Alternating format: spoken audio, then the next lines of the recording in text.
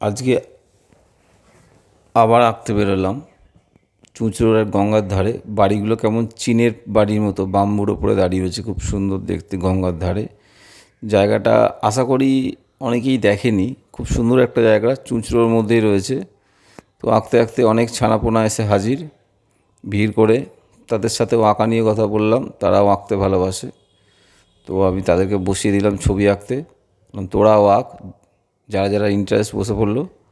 আমার কাছে অনেকগুলো ক্যামেল অয়েল প্যাস্টেল কালারের বাক্স ছিল, আমি ওদেরকে একটা করে দিয়ে দিলাম। ওরা ওটা নিয়ে আঁকতে শুরু করলো, যারা পারলো আঁকলো, যাদের পারলো তাদের এঁকে দিলাম। আর তার সাথে সাথে আমি আমার আঁকাটাও চালিয়ে গেলাম। বাচ্চাদের সাথে বাচ্চাদের মতো করে শৈশবে ফিরে যাওয়া আর ছবি আঁকা।